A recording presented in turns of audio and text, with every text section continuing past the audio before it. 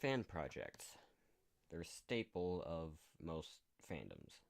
Some can range from being well crafted and passionate tributes to a well loved property to poorly executed and overly ambitious train wrecks. So, which one is reviving Bionicle?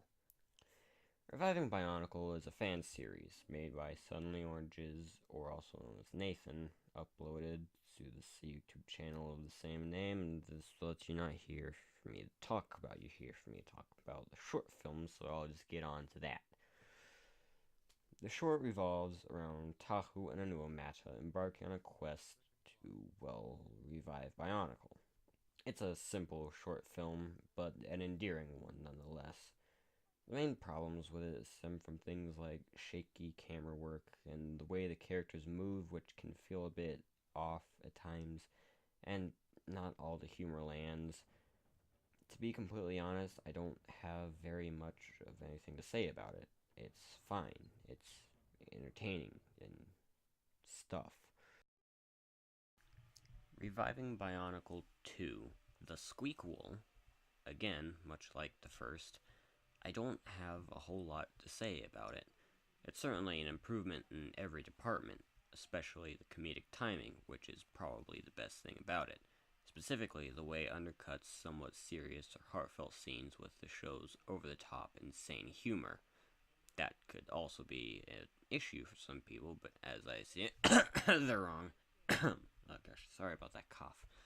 Anyways, as I see it, it just makes the thing all the more entertaining.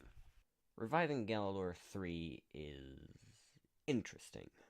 It's not a singular short like all the others, but rather it's more of a season split into 5 episodes, each having its own strengths and weaknesses.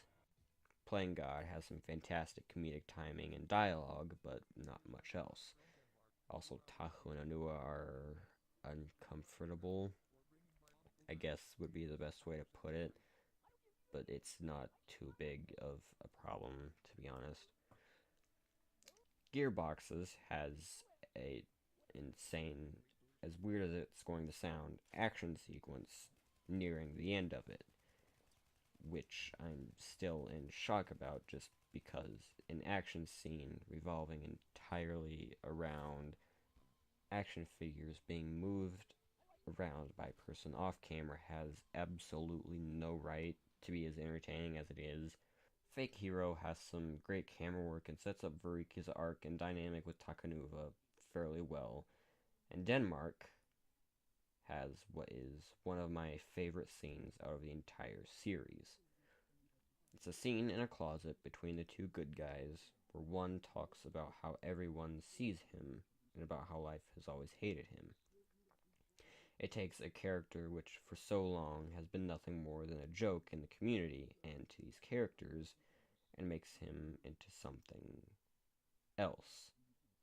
It makes him interesting. It makes him almost a person. All he wants is a friend, someone to enjoy him for him. It's his main motivation. He wants someone, anyone, to see him as something other than a joke. It's great, and he's great, and the whole dang show is great. Anyway, Future, the end to the arc, features some of the best camera work of reviving Communism 3, especially the opening with Tahu and his conversation with the Afraid, which in of itself is a very well executed scene. It also brings Variki's arc to the perfect close. Therapy. Therapy is simple. It doesn't have a grand action set piece like the episodes in 3. It doesn't have a dramatic sacrifice. It doesn't have a massive overarching story. It's quite simply about Tahu and Anua trying to pull a community together, and that is one of the things I absolutely love about it. It's so charmingly simple and just nice. Alongside that, though, it flips one of the series' main character dynamics on its head and adds a layer of character development to what was otherwise a fairly simple and surface-level character, Kopaka, the character who talks about change and accepting it throughout the series, but at the end of it all is unwilling to part with his old pieces, and ultimately learns something from Tahu, of all people. Also, Tahu and Anua's therapist is probably one of the most hilariously beautiful things reviving medieval Europe has ever given us. Just saying. Anonymous. I don't really know what to say about Anonymous. I don't know where it would fit in on my ranking of the series. I don't really know what else I can say about it technically that I haven't already said before. I mean, it's well shot and well lit and everything. But what I know I can say is that Noah's monologue at the end of the short is honestly emotional. More so than anything else in the series aside from Good Guy's Closet monologue. It's a somber and interesting look into the emotional state of a character we've otherwise known so very, very little about. The pure emotion in his voice, despite the text-to-speech voice we're hearing, as he talks about his fears, about being alone, about endings, about change, which is ultimately what this series is about. Change and endings. Characters' motivations center around it, whole monologues center around it.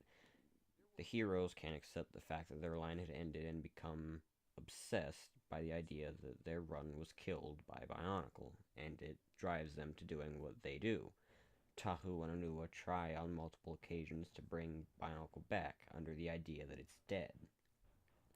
Anua feels alone because every time he's enjoyed something, it's come to an abrupt end, without him being able to say goodbye or anything, and he can't move on from that.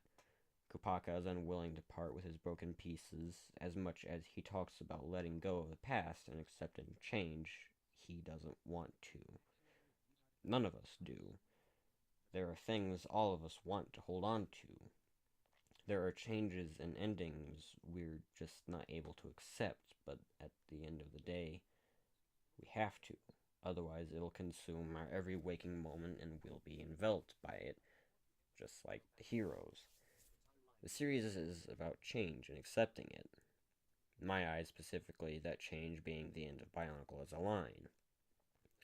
Not Bionicle as a whole, because at its core, Bionicle is a legacy. It's the community, and that isn't dead yet. At the end of the day, reviving Bionicle isn't about reviving Bionicle. Going back to my question from before, neither is it particularly a loving tribute to a well-loved property, nor is it an overly ambitious train wreck.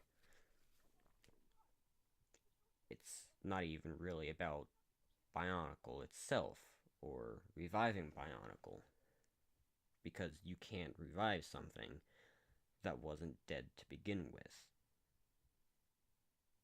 It's about a community and what it means. Either that or I'm just looking way too closely into a dumb internet series. The point is, go and watch Daredevil Season 3. It's a masterpiece, and go watch Reviving Bionicle, because it's a good. Okay, bye.